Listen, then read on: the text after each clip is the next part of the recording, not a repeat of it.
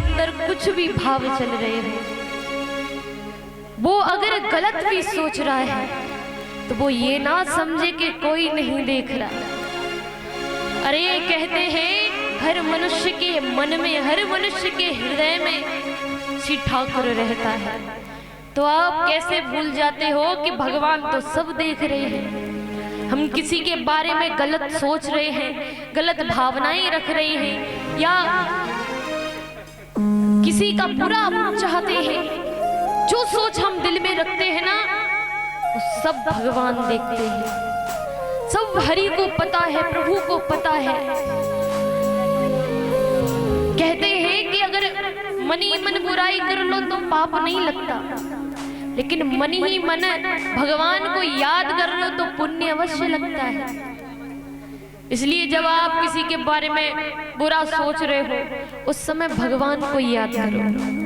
भले आप भगवान को बुरा समझ के याद करें, कोसते हुए याद करें, लेकिन उनका एक बार नाम लेकर याद करो, भगवान फिर भी फल देते हैं।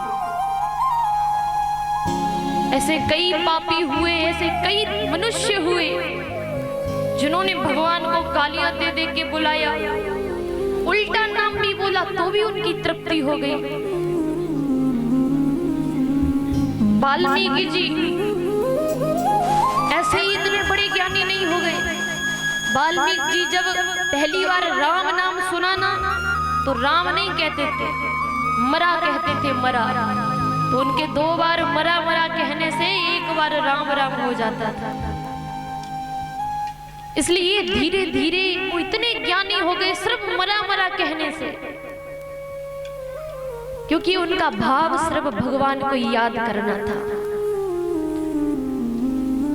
और भगवान का नाम लेते लेते इतने ज्ञानी हो गए कि रामायण लिख डाला, भगवान का चरित्र लिख डाला। कोशिश करो तो कोई भी चीज आपसे छूट नहीं सकती, लेकिन कई लोग तो कोशिश ही करना नहीं जानते, कोशिश करना ही नहीं चाहते। अगर किसी काम की आप कोशिश करो तो अवश्य पूरा होता है। दृढ़ संकल्प कर लो कि ये काम मुझे करना ही है, तो वो अवश्य पूरा होगा। और आप चाहो कि इसका हम बुरा कर दे, इसका ये नुकसान कर दे, तो ये इच्छा तो भगवान कभी पूरी करने वाला नहीं है। एक बार किसी के बारे में अच्छा सोच कर देखो,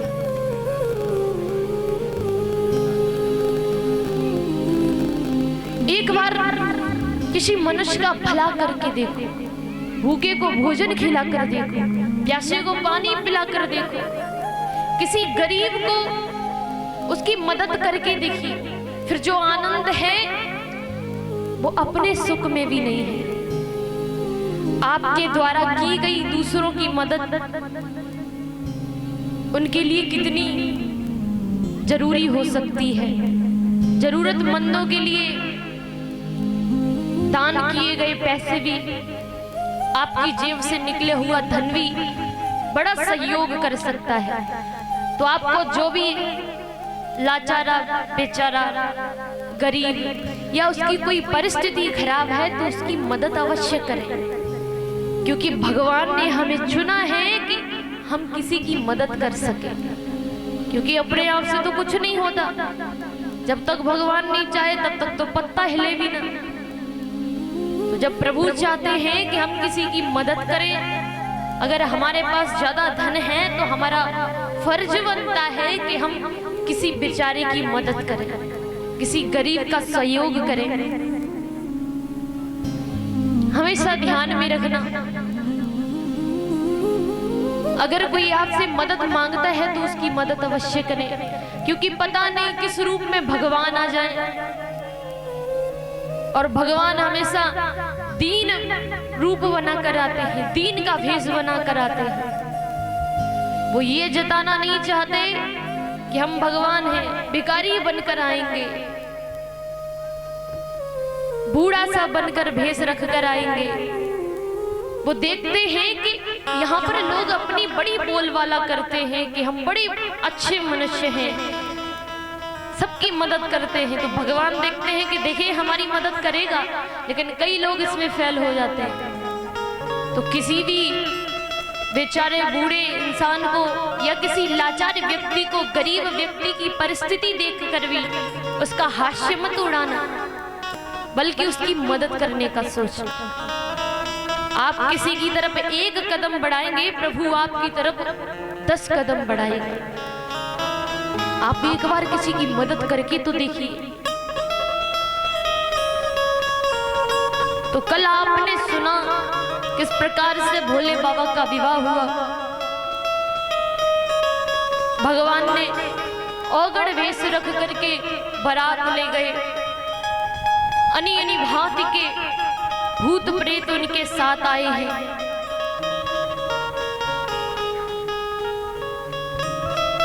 फिर परीक्षित जी महाराज श्री सुखदेव जी महाराज से कहते हैं, गुरुदेव आप हमें वो चरित्र सुनाइए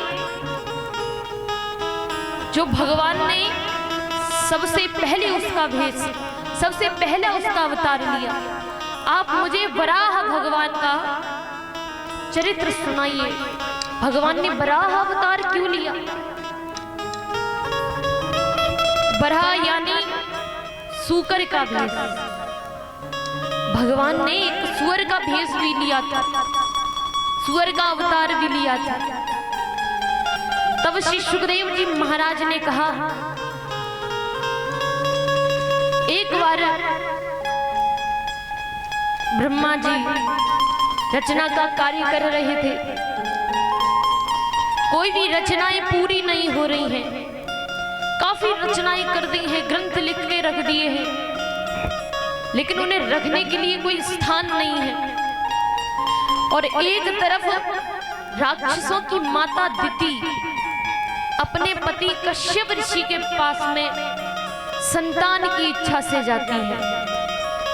अब क्योंकि शाम का समय है, कश्यप ऋषि के पास गई, अपनी कामनाएं रखी। उन्होंने कहा, देखो ये समय तो सही नहीं है, ये गोधूली बेला है। शाम के समय को गोधूली बेला भी बोलते हैं। क्यों बोलते हैं? क्योंकि जिस समय भगवान कन्हैया अपनी गैयाओं को लेकर के आते थे और इतनी तेज भागते हुए आते थे इस डर से कि मैया यशोदा चिल्लाएगी कि आज इतनी देर कर दी लाला ने, तो सभी गैयाओं को भगाते हुए लाते थे।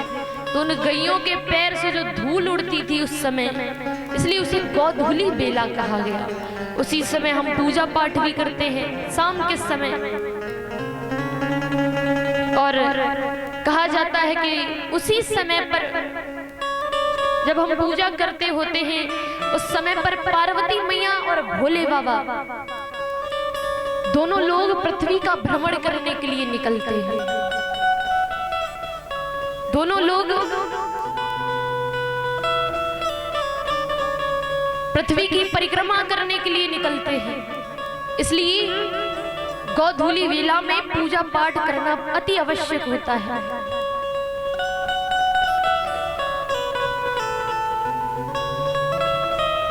तो कश्यप ऋषि ने कहा, देखो देवी ये समय ठीक नहीं है, ये समय ठीक नहीं है कि आप इस समय ये इच्छा रख रही हो संतान की प्राप्ति। अब देख रही हो ना, हम पूजा कर रहे हैं और पूजा के समय ये इच्छा रखना एक पाप के बराबर है। जब दिति नहीं मानी तो कश्यप ऋषि ने उसकी इच्छा पूरी कर दी और फिर से स्नान करके पूजा पाठ में लग गए और नाराज हो गए हैं। माता दिति ने जान लिया, रे स्वामी तो नाराज हो गए, अब तो मनाना पड़ेगा। तो पास में गई, बोला, अरे मेरा आपको नाराज करने का कोई मन नहीं था, मैं तो इसलिए बोली कि आपका वंश आगे बढ़े, आपका नाम रोशन करे, आगे चल के आपका भी नाम हो। ऋषि ने कहा, वो बात सही है, लेकिन गलत समय में किया हुआ कार्य हमेशा गलत ही परिणाम देता है। तुम एक ऋषि की पत्नी होके ये विचार रखती हो। तो काफी बार दिति ने क्षमा मांगी, अरे मुझे क्षमा कर दो, अब ये गलती हम दोबारा नहीं करेंगे। तब कश्यप ऋषि कहते हैं, क्योंकि तुमने क्षमा मांग ली है, और जो गलती की है उस गलती की सजा ये है कि आपके एक नहीं दो बालक होंगे और महादैत्य बालक होंगे, महा राक्षस होंगे। बड़े बड़े राक्षसों में उन बालकों का नाम लिया जाएगा। अब तो दिति बहुत डर गई, कौन मैया चाहेगी कि मेरा बालक राक्षस हो? तो बोले अरे ये क्या, आप ये ऐसे क्यों बोल रहे हो, वो आपके भी तो बालक हैं। ऋषि ने कहा गलत समय में किया हुआ काम हमेशा गलत होता है और आपने ये कार्य भी गलत समय किया है तो उसकी सजा तो आपको मिलनी है, लेकिन तुमने क्षमा मांग ली है, इसलिए मैं कह रहा हूं कि आपका जो पौत्र होगा, जो पोता होगा, वो भगवान का परम लाडला होगा। वो पौत्र हुए हैं प्रहलाद। समय आने पर दिति ने गर्भ धारण किया। हमारी मैयाएं जब गर्भ धारण करती हैं, साधारण सा बालक जब जन्मती हैं तो कितने माह का गर्भ होता है? 9 महीने का। लेकिन दिति ने 100 वर्षों का गर्भ धारण किया है, क्योंकि कोई साधारण बालक नहीं आने वाला है, महादैत्य महाराक्षस आने वाले हैं। और जैसे ही 100 वर्ष हुए हैं तब माता दिति के गर्भ से अचानक से 2 पुत्र प्रकट हो जाते हैं। हाथों में अस्त्र शस्त्र हैं, महाक्रोध में हैं, मानो अभी संसार को विनाश करने के लिए उतरे हो। उन दोनों का नाम रखा गया, बड़े पुत्र का नाम हिरण्यकश्यप और छोटे पुत्र का नाम हिरण्याक्ष रखा गया। आगे वो जिसको विशाल चीज को देखते उस चीज को युद्ध करने के लिए ललकारने लगते। हिरण्यकश्यप तो राज्य का राजा बना दिया गया है, लेकिन हिरण्याक्ष समुद्र को विशाल देखता है कि कितना विशाल समुद्र है, मैं इससे युद्ध करूंगा। और जाकर के